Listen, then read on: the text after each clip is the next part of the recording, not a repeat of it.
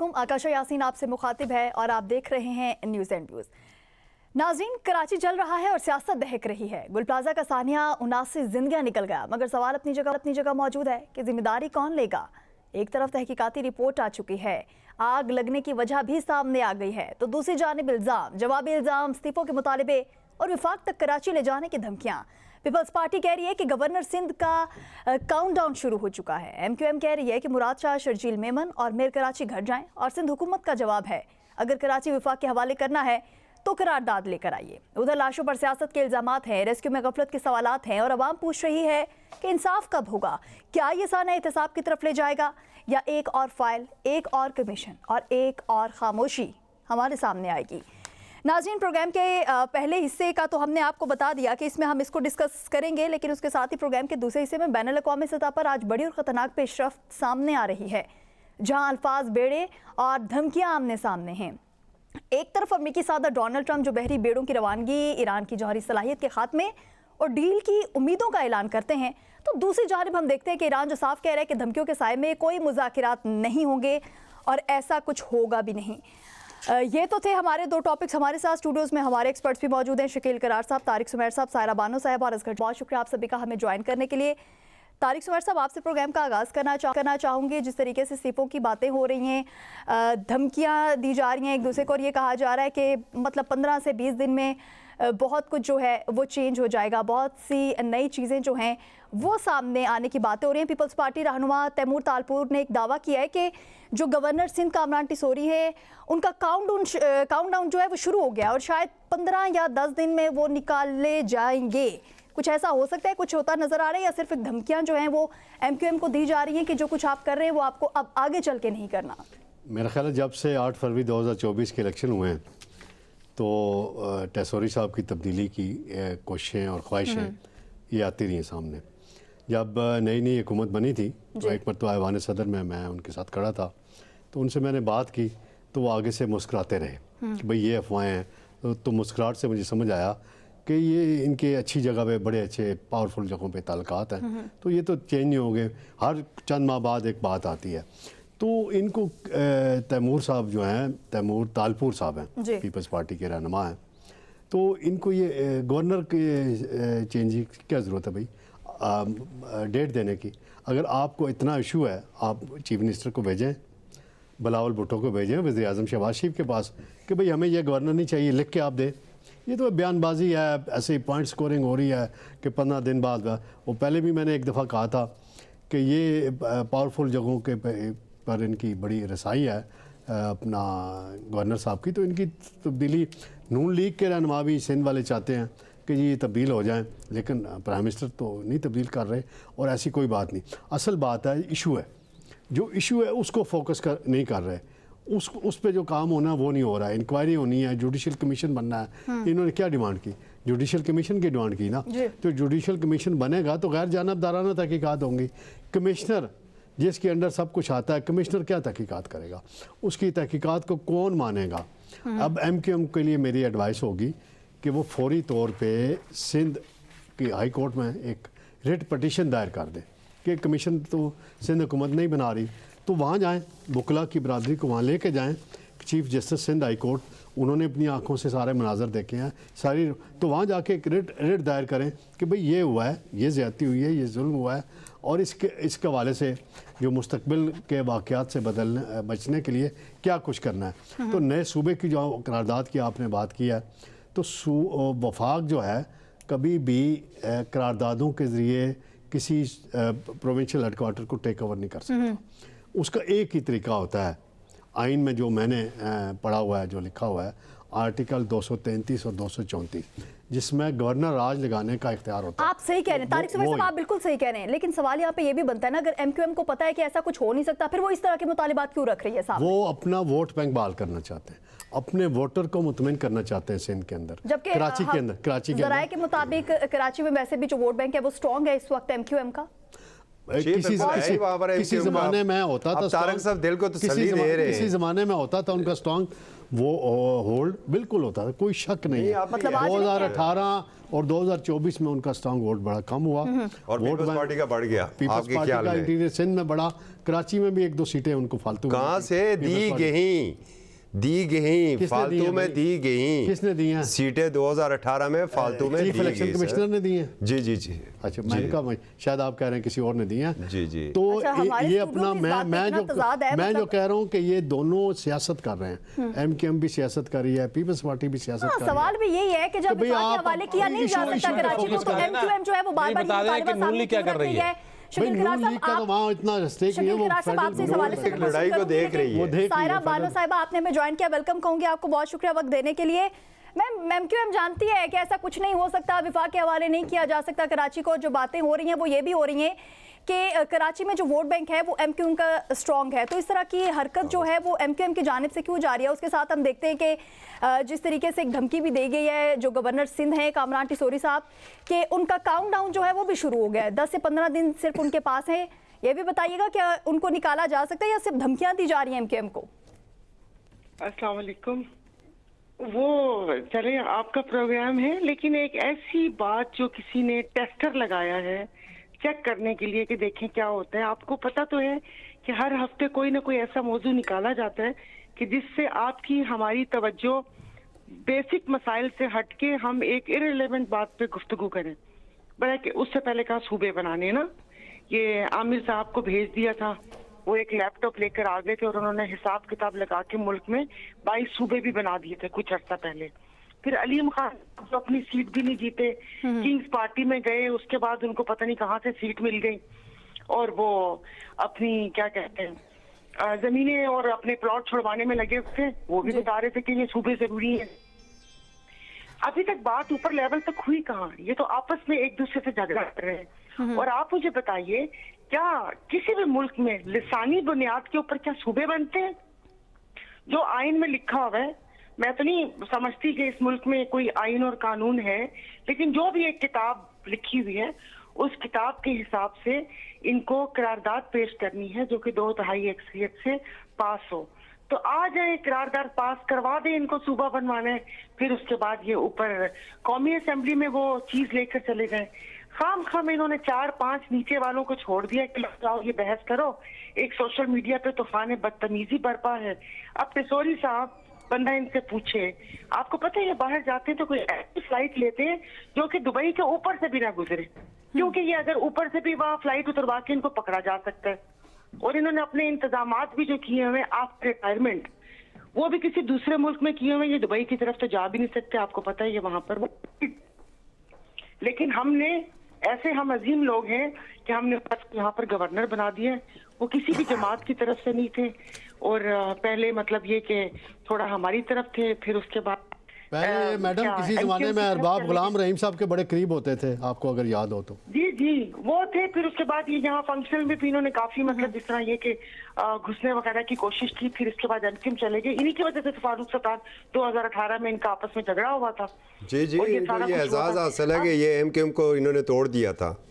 जी, एजाज इनके पास है। अब जो सच बात है, जो इनके पीछे है, जब तक वो है उनकी रिटायरमेंट नहीं होती, ये सौदे पे बैठेंगे। जिस दिन वो चले गए उस दिन ये भी चले जाएंगे। अब वो मुझे नहीं पता, मुझे इतनी बात पता चली है, इतनी बात बता सकती हूँ। मैं अंदर की खबर आपने दी है। हाँ जी, ये जिस तरह आए थे, अब वो बताया यहाँ पर कराची में हमारे यहाँ चलता है खोखे। भाई कितने खोखे देगा? तो वो जितने भी खोखे देकर मतलब ये आए, आप मुझे बताएंगे किस। और ये आप मेरी असेंबली की स्पीच उठाकर देख ले कि इसको उस वक्त की जो असेंबली में बैठे हुए एमपी वो नहीं ऑन कर रही थी। जी बिल्कुल। तो मैंने कहा था कि भाई ये कौन से गवर्नर हैं जिसको कोई पार्टी ऑन ही नहीं कर रही कि ये हमारे हैं। तो ये तो एक ऐसी बहस है। और अगर ये लिसानी बुनियाद की भी बात करते हैं तो इस वक्त कराची की जो आबादी है उसमें जो नंबर 1 है वो पश्तून है। सेकंड नंबर पे एमक्यूएम आती है, ये उर्दू स्पीकिंग। और उर्दू स्पीकिंग नहीं है यहाँ पर, आपको पता है कि ये कराची है, गुलदस्ता है। यहाँ पर आपको पंजाबी भी मिलेंगे, यहाँ को सराइकी बेल्ट पूरा जनूबी पंजाब यहाँ पर है। तो ऐसे थोड़ी कि इन्होंने वो बोल दिया। आप बात तो करें मैडम, आप अगर निचली काशा मुझे सतह इजाजत दें तो मैं एक सवाल करना चाहता जी हूँ बिल्कुल, आपसे। लश्कर साहब रखिएगा सवाल। जी मैडम, ये क्या वजह है कि जब ये गवर्नर इनको बनाया गया तो पूरी MQM एक जानब इनके ख़िलाफ़ थी और सिर्फ उस वक़्त के जो कन्वीनर थे डॉक्टर फ़ारूक सत्तार इनके साथ थे, और डॉक्टर फ़ारूक सत्तार ने इन्हें छोड़ने के बजाय पूरी MQM तोड़ना ज़रूरी समझा। वजह क्या हो सकती थी ये? वजह क्या हो सकती है? हुक्म देने वाले ज्यादा ताकतवर होंगे कि भाई ये कर ले। अब जाहिर है यहाँ पर तो जो मैंने अभी तक देखा है कोई असूल नहीं है कि अगर आप ये समझे कि कोई असूलों पे सियासत हो रही है या बाकी ये चीजें हैं। ये तो वो बस जिसकी लाठी उसकी भैंस, जो जितना पावरफुल होगा। को पता है कि यहाँ पर अच्छे खासे बिल्डर भी हैं किशोरी साहब, और पैसे वैसे भी बहुत ज्यादा हैं। तो मैं वही कह रही हूँ कि यहाँ पर तो ओहदा वही पाता है कि जिसके साथ कोई 3-4 फूल लगे हुए। आपका नाम FIR में होना चाहिए, आप कहीं वांटेड होने चाहिए, फिर पता चलता है कि इस बंदे का वजन है। मैम आपका पॉइंट बहुत इंटरेस्टिंग है, लेकिन क्वेश्चन वही करना चाहूंगी कि एक छोटा सा एक हादसा होता है, उसके बाद वो साने की शक्ल इख्तियार कर लेता है, उस पर हम लोग यहाँ पे बात कर रहे हैं। इस वक्त समझ नहीं आ रही कि कौन किसको धोखा दे रहा है। पीपल्स पार्टी MQM को धोखा दे रही है, MQM पीपल्स पार्टी के खिलाफ बात कर रही है, या ये दोनों पार्टीज इस वक्त उस साने की बात होनी चाहिए। जो गुल प्लाजा एक बहुत बड़ा सानिया है उस पर बात होनी चाहिए, वहाँ के लोगों की बात होनी चाहिए, उनको जो बुनियादी सहूलियात से वो महरूम है उसकी बात होनी चाहिए। हम बात कर रहे हैं कि सियासत की। एक मरतबा पे ये दोनों पार्टीज कह रही हैं कि सियासत हो रही है, लेकिन समझ नहीं आ रही है इस वक्त धोखा किसे दे रहे हैं। क्या आप समझते हैं कि आवाम को एक मरतबा फिर धोखा दिया जा रहा है? आपने क्या कहा कि आवाम को धोखा दिया जा रहा है? एग्जैक्टली। तो आवाम तो इन धोखों की आदत हो चुकी है आवाम को, और आवाम को पता नहीं लगता है कि ज़ाहिर वो धोखे में कोई ऐसा मसाला डाला जाता है कि उनको मजा भी आता है वो धोखा खाने में। इस वक्त भी वही मसाला इस्तेमाल किया जा रहा है।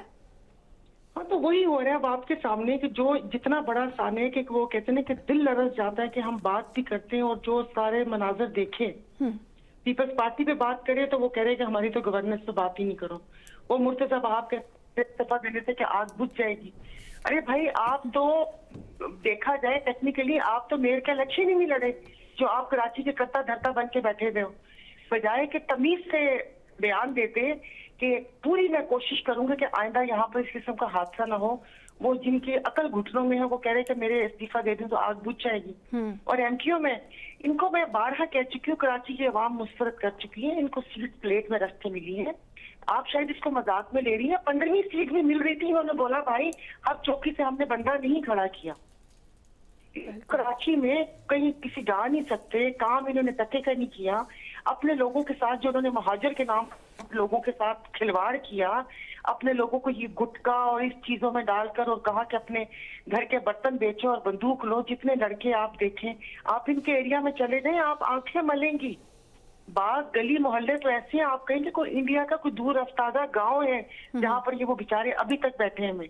अपने लोगों के लिए कुछ कर ना सके, सारे अपने इनके वो अफ्रीका और कनाडा और ये और वो, अभी भी इनके लोग आते हैं पेमेंट लेने के लिए।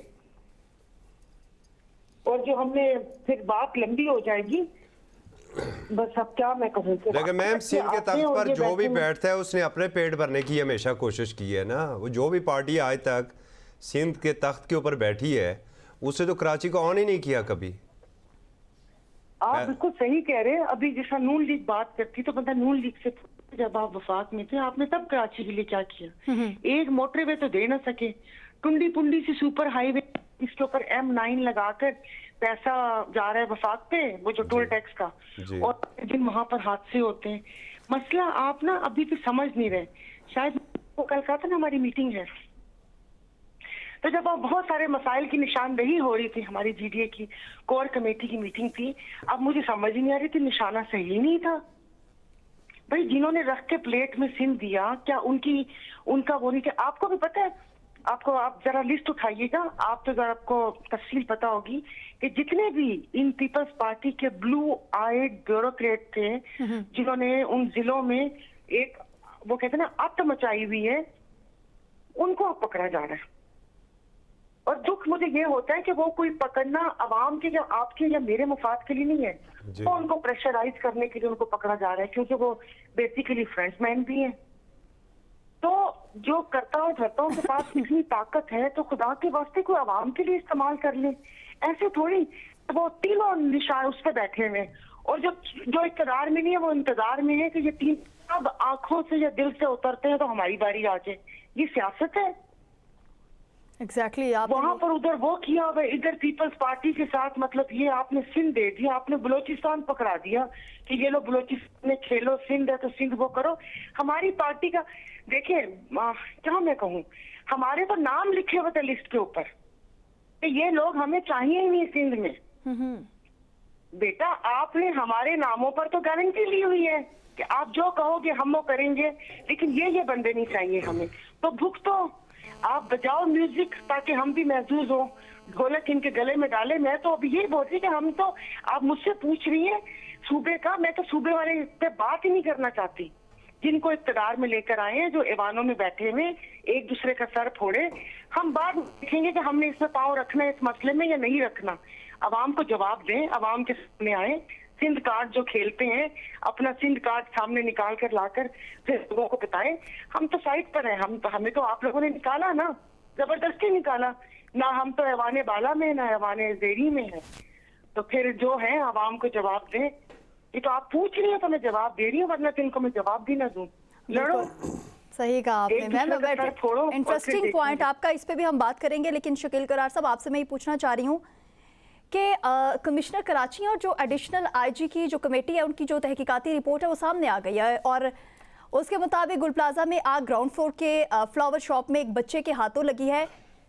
लीजिए भाई, एक बच्चे पे उठा के इल्ज़ाम लगा दिया गया और इस बात को ख़त्म कर दिया गया है। क्या आपको लगता है कि वाकई ऐसा कुछ हुआ भी है तो उस बच्चे पे इल्ज़ाम लगाकर पीपल्स पार्टी जो है वो इस मसले से कोसों दूर हो जाएगी, या उसको बिल्कुल वो यहाँ से बरी हो जाएगी इस इल्ज़ाम से जो इल्ज़ाम उन पर लग रहे हैं? शुक्रिया आकाशा। देखें, पाकिस्तान की तारीख़ ऐसे वाक़यात और सियासतदानों की बेहिस्सी से भरी पड़ी है। जितने मर्जी इल्ज़ाम आप उठा लें, सबसे संगीन जो इल्ज़ाम लगते रहे कराची में वो MKM के ऊपर लगते रहे हैं।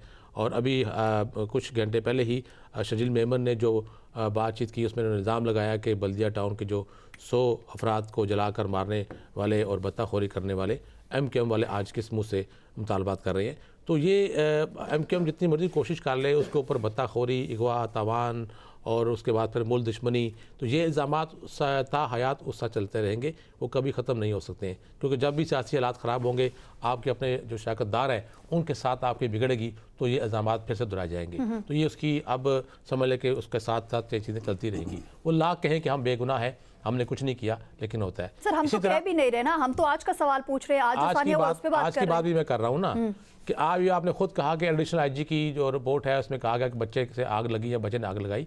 पहली बात तो एक एडिशनल आईजी शायद भूल गए हैं कि वाक़े के 24 घंटे के अंदर अंदर मीडिया टॉक में उन्होंने कहा था कि इस वाक़े में दहशतगर्दी के कोई उसमें या आग लगाने के कोई शवाहिद नहीं मिले हैं। तो ये अचानक बच्चा कहाँ से आ गया?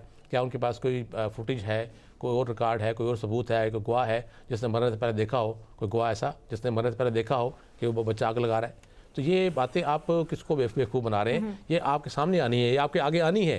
क्योंकि देखें ना, आपने कहा कि आग बुझ गई प्लाजे में, लेकिन वो आग जो उस प्लाजे से मुंसलिक जो कारोबारी लोग थे या वो जो जिनकी जानें चली गई, उनके ख़ानदानों के दिलों के अंदर जो आग लगी है उसको आप कैसे बुझाएंगे? वो नहीं बुझने वाली है, वो चलती रहेगी। लेकिन आज भी बल्दिया टाउन के जो मुतासरीन है वो आज भी अपने मुतालबा के हक़ में जो है रोते पिटते हैं और बदवा देते हैं इन सियासतदानों को, इस ब्यूरोक्रेसी को। आप बातें सीखते नहीं हैं, ना हाल में आपको समझ आती है, ना आपको आने वाले दिनों में समझ आएगी कि आप कर क्या रहे हैं। क्योंकि आज जो आप कर रहे हैं कल वो आपके सामने आना ही आना है। मकाफात अमल तो वो है दुनिया में, उससे आप दूर नहीं भाग सकते। तो ये बदकिस्मती है हमारे मुल्क की। इसी तरह ये कि सियासतदान एक दूसरे पर इल्ज़ामात लगाते हुए वो उसको कब्र तक पहुँचा के आते हैं और भूल जाते हैं कि वो खुद कितने पारसा हैं, या उन्होंने खुद अपने इक़्तिदार में कितने जुल्म किए हुए हैं, कितने लोगों का हक़ खाया हुआ है, या कितनों के असर उड़ाए हुए हैं, कितने की बोरी बंद लाशें बरामद की हुई हैं। तो ये सबको इनके सामने आना है। पीपल्स पार्टी, नून लीग है, काफ लीग है, PTI है, तमाम सियासी जमातों जिस चीज़ को इक़्तिदार मिला, जिस चीज़ को मिला, चाहे वो मेयर कराची का हो, KPK की हुकूमत CM का हो, तो वो सब ने अपने अपने तौर पर नाजायज़ भर्तियाँ, करप्शन, लूट मार सब कुछ किया हुआ है। कोई फरिश्ता नहीं है मुल्क में, कोई सियासतदान फरिश्ता नहीं चंदे को निकाल के, सब पे ऊपर कुछ ना कुछ लगा हुआ है। और देखना ये तो अब सियासत नहीं रही है। सियासत वो है जो आपको मिले और आप कहें हाँ जी बिल्कुल ठीक है, चाहे फार्म 47 की हो या फार्म 45 की हो, आपने कहा जी बिल्कुल ये जमहूरियत है और मुल्क में जमहूरियत के साथ साथ सियासी माहौल बड़ा अच्छा है, बड़े तरक्याती काम हो रहे हैं, मुल्क में डॉलर आ रहे हैं, पाउंड आ रहे हैं और यूरो आ रहे हैं, सब कुछ आ रहा है। सिर्फ एक चीज़ नहीं आ रही कि आम आदमी की ज़िंदगी है उसमें बेहतरी नहीं आ रही, बेहतरी नहीं आ रही, बाकी सब कुछ आ रहा है, दूध की नहरें बह रही हैं। ये कब तक चलेगा मुल्क इस तरह?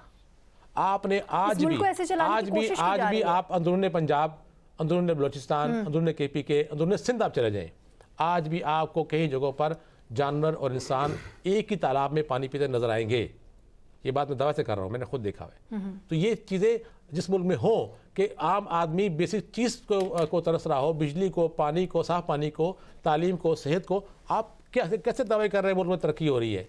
क्या आप शहरों को देख के कैसे तरक्की हो गई है? गाँव में आप जाके देखें, किसी भी इलाके में चले जाएँ, आप पिंडी थोड़ा साइड पर चले जाएँ, इस्लामाबाद में थोड़ा मज़ाबाती इलाकों में चले जाएँ, इस्लामाबाद में ही आपको मालूम हो जाएगा कि कितनी तरक्की आ चुकी है। अभी जो एक रिपोर्ट आई थी इस्लामाबाद के कितने बच्चे जो है वो स्कूलों से महरूम है, तालीम नहीं हासिल कर पाते, वो क्या रिपोर्ट आम रिपोर्ट थी, बड़ी खौफनाक रिपोर्ट थी वो।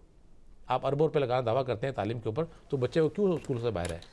तो इतने बच्चे जो हैं वो आप देखें, हम इल्ज़ामात की सियासत से बाहर निकलना होगा। खुदा कुछ तो इस मुल्क के लिए कर जाएं कि आने वाली नस्लें कुछ तो आपको हाथ उठाकर आपको दुआ दे सके, वरना जो कुछ कर रहे हैं, मैं किसी एक जमात की बात नहीं करता, सबको कहता हूँ मैं, खुदा के लिए कुछ तो होकर करें, ज़्यादा नहीं, अगर 50% भी आवाम की बेहतरी के लिए कुछ कर जाए अमली तौर पर। लेकिन कहते हैं आइन भी है, कानून भी है, अमल दरामद कहाँ है?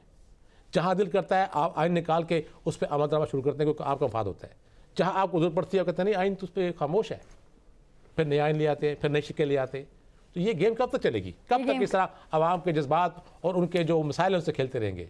एग्जैक्टली कब तक ये चीज़ें सामने आती रहेंगी? तो हमें इन चीज़ों से बाहर निकलना होगा। असगर चौधरी साहब क्या समझते हैं? MQM एक तरफ लगता है कि बहुत ही ज़्यादा संजीदा है आवाम को लेकर, कराची को लेकर, लेकिन दूसरी जानिब उनका ये मुतालबा करना कि कराची को विफाक के हवाले कर दो, वो जानते हैं कि ऐसा कुछ हो नहीं सकता, फिर इस तरह का मुतालबा करना, आवाम को गुमराह करने की कोशिश की जा रही है, एक मरतबा फिर आवाम को धोखा दिया जा रहा है और आवाम के साथ सिंसियरिटी दिखाई जा रही है, कुछ ऐसा है? बहुत शुक्रिया आकाशा। देखें, बिल्कुल जो MQM का एक मुतालबा था वो हमारे भाई मुस्तफ़ा कमाल जोश ख़ताबत में उन्होंने एक मुतालबा कर दिया अपनी प्रेस कॉन्फ्रेंस में, चूँकि वफाकी वज़ीर भी हैं वो, और इस पर कुछ शक भी नहीं है कि कराची की जो ऑनरशिप है कराची और हैदराबाद की बिलखसूस ये है MQM के पास। चाहे आप MQM को डाकू कहें, चाहे आप उन्हें बत्ते वाला कहें, बोरी बंद कहें, जो मर्ज़ी आप कहें, लेकिन MQM वहाँ से बाहर निकल ही नहीं सकती है। उनका वोट बैंक भी सारा वही है, उनके लोग भी सारे वहाँ पर अपने हैं, इसलिए उन्होंने तो ये जंग लड़नी है।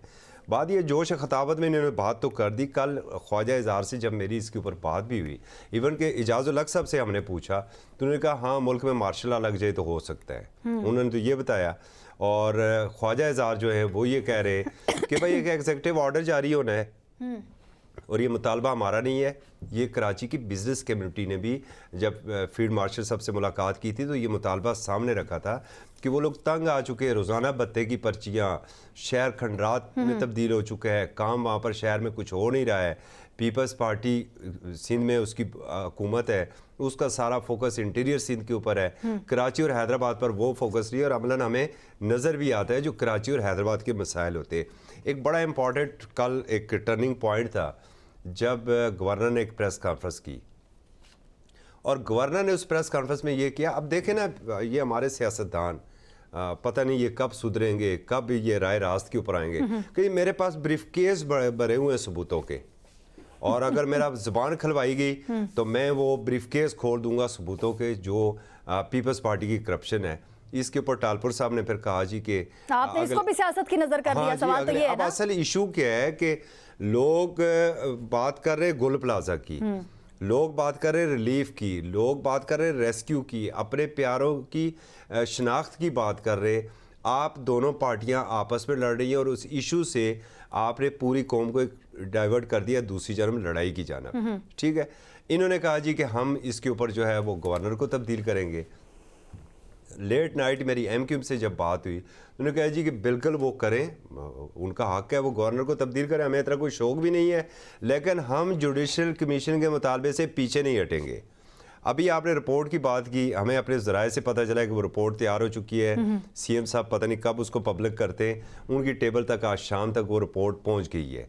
अब उस रिपोर्ट के अंदर एक तो ये बात है कि एक बच्चे ने आग लगाई है, और दूसरी बात यह है कि तमाम अदारों को क्लीन चिट दे दी गई है, किसी का कोई कसूर नहीं है।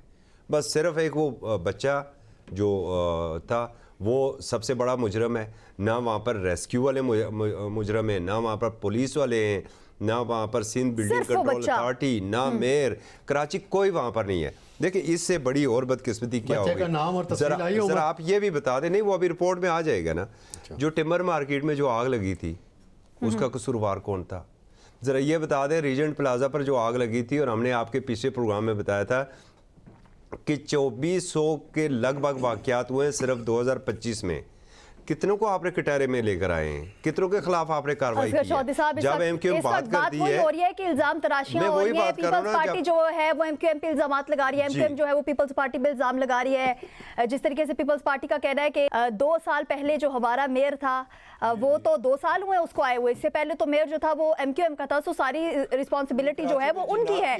इससे पहले बहुत सारे हालात खराब हो चुके हैं, जब उस पर रोशनी डलवाई जाती है, उस पर बात की जाती है, तो फिर ये बात सामने आती है कि हमारा कोई कसूर नहीं है, जबकि सब जानते हैं, अवाम जानते हैं, जो सिंध हुकूमत है वो जानती है, इस वक्त सब जानते हैं कि गुल प्लाजा कौमी सानिया और इंतजामिया की मुजरिमाना गफलत की वजह से यहाँ तक ये पहुंचा है, जहां फायर टेंडर्स तो थे लेकिन पानी के बगैर वो वहां पर आते हैं। पीपल्स पार्टी की इंक्वायरी रिपोर्ट को सियासी तौर पर इस्तेमाल करने की कोशिशें की जा रही हैं। ये हो क्या रहा है, तमाम तर चीज़ें जो हैं वो अपने व्यूवर्स के सामने तो हमने रखी हैं, इस पर मजीद बात करेंगे, लेकिन यहाँ पर वक्त तो एक शॉर्ट ब्रेक का, हमारे साथ रहिए।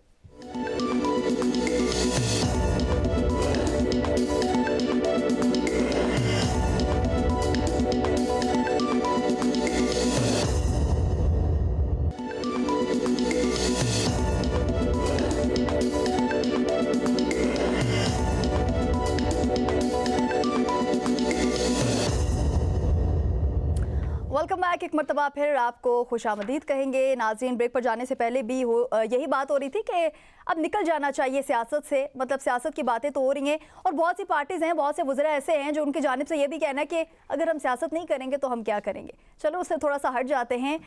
तारिक सुमैर साहब, सोशल मीडिया का दौर है, बहुत सी वीडियो सामने आती हैं, बहुत सी बातें हो रही हैं कि बैरिस्टर गौहर जो हैं उनको मुलाकात का मौका मिला बानी पीटीआई से, लेकिन वो नहीं मिले। आप कुछ इस हवाले से बात कर रहे थे कि ऐसा हुआ है कि बैरिस्टर गौहर मिल सकते थे लेकिन वो नहीं मिले, कुछ है ऐसा? जी बिल्कुल जी, ये मैंने रात चेक किया जी, बड़े सोर्सेज से ही बात की, और जो कुछ ऐसे जर्नलिस्ट हैं जो तकरीबन हर मंगल को या जुमरात को 8, 10, 12 घंटे 16 घंटे वहीं अडयाला के आसपास ही रहते हैं और रिपोर्टिंग करते हैं, उनसे भी पूछा तो ये दुरुस्त बात है, इन्हें ऑफ़र की गई थी कि किसने ऑफर की? तारक साहब, खुदा का जेल काम, यार मेरी बात, खुदा का खौफ करें। असगर चौधरी साहब 1 मिनट रुकिएगा। तारिक सुमैर साहब, किसने ऑफर की थी? जेल हुकाम ने, और किसने की? मैंने की। जेल हुकाम ने ऑफर की। असल बात के क्यों नहीं गए मैं वो बताना चाहता हूँ। तारिक साहब देखें,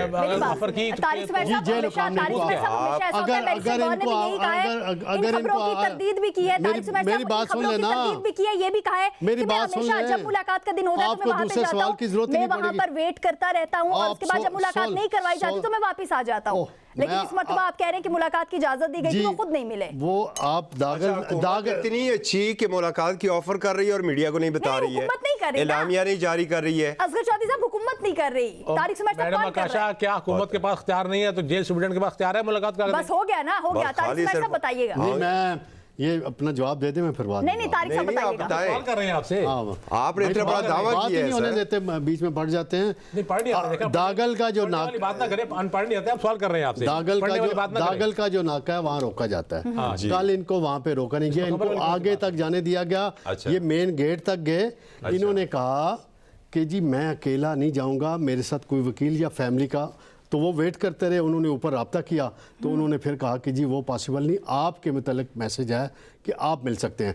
ये मिलने कहा सवाल फिर यार जेल हुकाम ने कहा ना भाई आपको नाम छोड़ देना। जिसने ये बात सुनी है क्या उसने तस्दीक की है कि बात? जी बिल्कुल जी, तस्दीक की है। वैसे दागल नाके पे रोक लिया जाता था, कोई भी मुलाकात के लिए जाता है दागल नाके पे रोक लिया जाता है, लेकिन इनको कल आगे जाने की आगे मेरी बात होने देना मुकम्मल। असल बात ये है कि ये क्यों नहीं मिले, ये क्यों नहीं मिले? फिर वो इबादत क्यों नहीं मिले? आपने चंद दिन पहले राना सनाउल्लाह का एक इंटरव्यू सुना होगा। राना सनाउल्लाह साहब ने कहा कि हमें पता है कि वो जो गुफ्तगू करते हैं हम तक पहुंच जाती है, मैं आपको वो सुना नहीं सकता जो गुफ्तगू करते हैं। फिर ये अकेले मिलते तो इन्होंने वही रिकॉर्डिंग होती है, राना सनाउल्लाह के मुताबिक मैं बात कर रहा हूँ ना, ये मिलते फिर इन्होंने आके वही गुफ्तगू करनी थी बाहर। हुक्म आता है कि जो मैंने पैगाम दिया ये बाहर जाके मीडिया को बताओ। उज़मा खान की इन्होंने मुलाकात कराई थी, ठीक है, स्पीकर साहब भी उसमें शामिल थे। उज़मा उसके बाद जो कुछ हुआ, इनके पास बैरिस्टर गौर शरीफ आदमी हैं, वो इस चक्कर में नहीं पढ़ सकते। वो इतना भी शरीफ नहीं है जी, वो इतना भी शरीफ नहीं है। अगर वो मिल आते हैं आप उन्हें वर्गला ले, वो इतने भी शरीफ नहीं है। और अगर वो मिल आते हैं अकेले, मेरी बात मुकम्मल, अगर वो अकेले मिल आते हैं उनकी ट्रोलिंग शुरू हो जानी थी। ट्रोलिंग की बात आपने कर कोई नहीं, ये मुमकिन ही नहीं है। कहा जा रहा है कि जिस तरीके से तारिक सुमैर साहब ने कहा कि बैरिस्टर गौर साहब जो है वो बहुत ही शरीफ इंसान है, जो भी मुलाकात के लिए जाता है उसे दागर नाके पे रोक लिया जाता है। लेकिन कल ऐसा हुआ कि बैरिस्टर गौहर को आगे भेज दिया गया, जबकि बैरिस्टर गौहर कहते हैं कि मैं हमेशा वहां पर जाता हूं, जब भी मुलाकात का दिन होता है मैं वहां पर जाता हूं, जब मुलाकात की इजाजत नहीं दी जाती तो मैं वहां से वापस आ जाता हूं। लेकिन अब सोशल मीडिया जो है उसके जरिए जो बहुत सी खबरें जो है वो फैल रही हैं, प्रोपेगेंडा है या क्या है, आप क्या समझती हैं ये हो क्या रहा है? कल वाकई सोशल मीडिया पे या फिर मिलने नहीं दिया गया? ये तो वही बता सकते हैं कि वो क्यों नहीं गए, आया डांट डपट के डर से नहीं गए, क्या है, या वो तरदीद कर चुके हैं। सारा बानो साहबा, बैरिस्टर गौर तरदीद कर चुके हैं कि ये खबर गलत है, मुझे कोई ऑफर नहीं हुई है। क्योंकि यहाँ पर तो हाँ जी, यहाँ पर भी तो है ना, सब फारिग ही बैठे हुए, आपने देखा हुकूमती अरकान में से क्या क्या खबरें चलाते हैं खुद से। और फिर मसौई सुबह से मैंने कुछ देखा नहीं था, इसलिए मुझे आपसे करना चाहूंगी, यही चीज मैं आपसे पूछना चाहती हूँ। नागर नाके पे रोक लिया गया, लेकिन आगे कल जाने दिया गया बैरिस्टर गौर साहब को, लेकिन वो इंटरेस्टेड ही नहीं थे बानी पीटीआई से मुलाकात में, जबकि बैरिस्टर गौर जो है वो इन खबरों की तरदीद भी कर चुके हैं। माफ करना काशा, मैं अभी तारक साहब को यही कह रहा था, अगर ये अनहोनी हो जाती तो हुकूमती वज़रा इस वक्त लुडियां डाल रहे होते, ले जी हमने दे दी जी, हमने इजाजत दे दी जी, वो आगे गई नहीं, वो मिलना नहीं चाह रहे थे जी, लगातार प्रेस कॉन्फ्रेंस होनी थी। आप कभी गए बिल्कुल गया हूँ, कब गए? बिल्कुल गया हूँ, 10 मरतबा कवरेज करने के लिए गया हूँ, ये कप्तान की कवरेज के लिए 18 घंटे होते हैं। मेरी उनसे बात हुई है, हौसला करें, मैं भी गया हूँ, हौसला करें।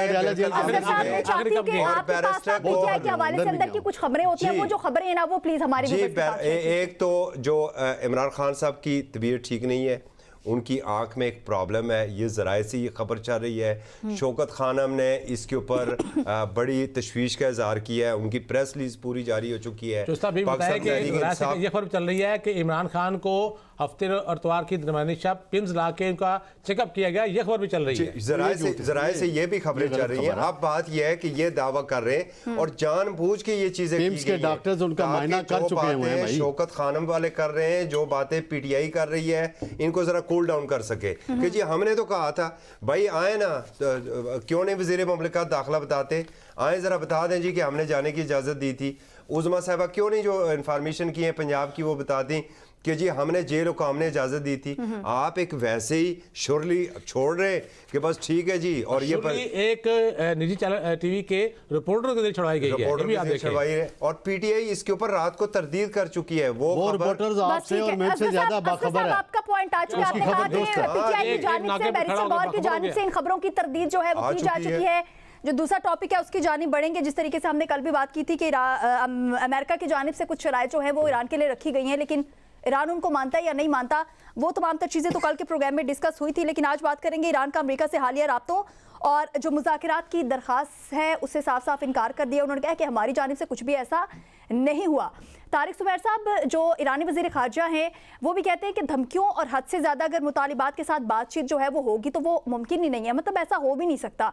क्या ट्रंप की जो सख्त शराइत हैं और ये जो बहरी बेड़े की तैनाती ईरान को मुज़ाकरात से दूर कर रही है, या ये ईरान की मुज़ामती पोजीशन का एक इजहार है और वाकई ईरान जो है वो इस वक्त स्ट्रॉन्ग पोजीशन में है और वो कुछ कर सकता है? असल बात है कि अमेरिका के अंदर हो रहे हैं मिड टर्म इलेक्शन और सदर ट्रंप को अपनी मकबूलियत का मसला बना हुआ है। अगर उन इलेक्शन में उन्हें शिकस्त हो गई तो उनके लिए बड़े मसाइल हो सकते हैं आगे चल के। तो एक फ़िज़ा बना रहे हैं, वहाँ एक मखसूस वोटर है जिसको उन्होंने मुतासर करना है, जो इसराइल का हमनवा वोटर है, उसको हमने इसलिए ये बहुत ज़्यादा इस हवाले से बात कर रहे हैं। कल उन्होंने इसलिए ईरान पे हमले की बातें हो रही हैं। आप समझ जाए ना इस्राएली ग्रुप है जो वो मैं बाकी मजहबी तौर पर नाम लेना मुनासिब नहीं, मैं समझता वो नहीं, ठीक है ना, मैं उस बहस में नहीं उलझना चाहता कि अमेरिकी सदर रात को कुछ बात करते हैं, सुबह कुछ करते हैं, फिर वो कहते हैं जी हम बातचीत करने के लिए तैयार हैं, साथ ही कह रहे हैं मैंने बेड़ा भेज दिया, फ़लाँ चीज़ कर दी, फ़लाँ चीज़ कर दी, और एटमी प्रोग्राम को अपना ख़त्म करे। आपने तो कहा था एटमी प्रोग्राम, हमने जी तबाह कर दिया, हमारे तो तैयारे गए, उन्होंने मिसाइल गिराए और वो ख़त्म हो गया जी सारा। तो फिर अब आप किस बात की डिमांड कर रहे हैं?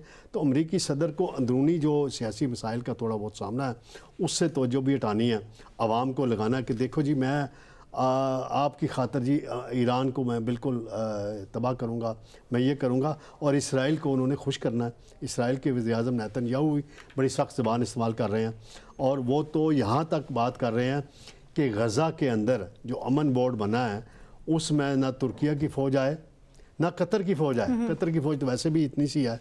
इसराइल तो और भी बड़े मुतालिबात जो है वो रख रहे हैं, तो वो वाली चीजें हो सकता है आगे चल के ना हो। तारिक सुमैर साहब आपका पॉइंट आ चुका है। शकील करार साहब आपकी जानिब बढ़ना चाहूंगी। जिस तरीके से तारिक सुमैर साहब ने भी बात की कि मिड टर्म इलेक्शन जो हैं उनकी तैयारियां जो हैं वो जारी हैं, जोरों शोर से जारी हैं, सो इस वजह से इस तरह की बातें जो है वो हो रही हैं। तो आपको कुछ हकीकत लगती है इस बात में, या आपका कुछ अपना अलग से पॉइंट ऑफ व्यू है?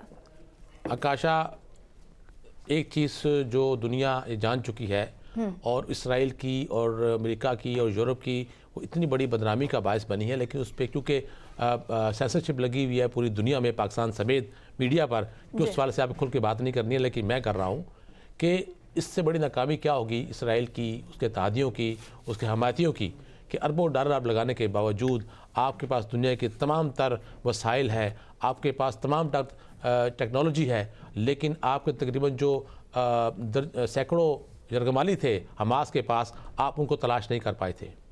आप उनको तलाश नहीं कर पाए थे। मुज़ाकरात के बाद उन्होंने आपके हवाले किए हैं। इस बात को कोई ना भूले कि आपकी नाकामी साबित हो गई कि आप एक छोटे से फ़लस्तीन में ज़ेर ज़मीन आपने बम गिराए, आपने तय खानों के अंदर बम गिराए, उसके बावजूद आखिरी पार्टी में उन्होंने कल परसों वापस की है। अब जाके उनके जो यरगमाली थी उनकी वापसी मुकम्मल 100% हो गई है। एक बात तो मैं ये करना चाहूँगा। दूसरी बात ये कि मिड टर्म इलेक्शन की बात जो तारिक सुमैर साहब ने की है, वो तो खुद ट्रम्प जो है वो गुज़श्ता रात बात कर चुके हैं कि मेरे मुहाजना होना है और मुझे पता है कि मेरे साथ क्या कुछ होना है, वो उसको पता है कि वो क्या उनके साथ होना है। लेकिन बात ये है कि अमेरिका का ये जो धमकी है और बेड़ा अपना उस खलीज में ला के खड़ा करने का मकसद ईरान को डराना है। लेकिन ईरान की जो हिकमत अमली है उसमें थोड़ी सी तब्दीली जो आई है, इतलात मौसूल हो रही हैं कि ईरान ने अपना तमाम जो मिसाइल सिस्टम है, अगर इतने समय उसके ऊपर मुख्तलिफ पाबंदियाँ लगी, तो उसने एक काम किया था कि अपने एटमी प्रोग्राम के साथ साथ मिसाइल टेक्नोलॉजी को में उसने काफ़ी अबूर हासिल किया और उसमें उसका इजाफा करते गए, उसको बढ़ाते गए। अब ये मालूम हुआ है कि उसने अपने जो मिसाइल है और वो जो बताया जा रहा है कि हज़ारों की तादाद में हर मुख्तलिफ मकामात पर वो नस्ब कर चुके हैं, इंस्ट्रक्शन जा चुकी हैं। और ये भी इतलात है कि ईरानी जो वहाँ सेटअप है गवर्नमेंट का, उन्होंने अपने सेकंड इन कमांड को तमाम तर ज़रूरी हदायत दे दी है कि अगर फर्स्ट कमांड मारी गई या उसको इन्होंने किसी तरह मार दिया या कुछ भी कर लिया, तो सेकंड कमांड ऑटोमेटिकली जो उनके रूल्स के मुताबिक है वो अपना चार्ज संभाल लेगी, और जो उनके इंस्ट्रक्शन है उन्होंने बगैर देखे फिर किसी से पूछे बगैर आपने उस पर अमल करना। यानी कि उनकी फर्स्ट जो रो है कमांड की, वो अगर मारी जाती है तो सेकंड कमांड ऑटोमेटिकली चार्ज संभाल के जवाबी कार्रवाई करेगी। कार्रवाई में इसराइल के साथ साथ जो अमेरिका के अड्डे हैं मुख्तलिफ मालिक में, या जो उनको निशाना बनाया जाएगा, उनको निशाना बनाया जाएगा। शकील करार साहब आपका पॉइंट आ चुका है। इसका चौधरी साहब, पासदारानी इनकलाब भी कह रहे हैं कि गुफ्तगू ज़्यादा नहीं करते हैं, जंग का फैसला जो है वो मैदान में होगा।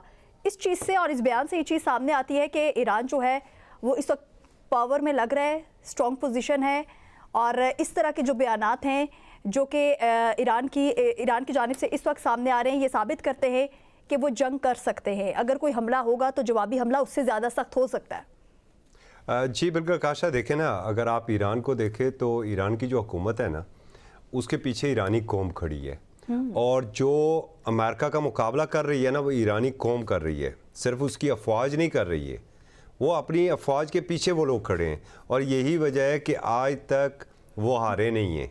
इतने तवील अरसे से, कल भी बात हो रही थी कि 12,000 से लगभग ज़्यादा उनके ऊपर मुख्तलिफ़ अक़साम की पाबंदियाँ लगी हुई हैं, उसके बावजूद वो ज़िंदा हैं, वो जी रहे हैं।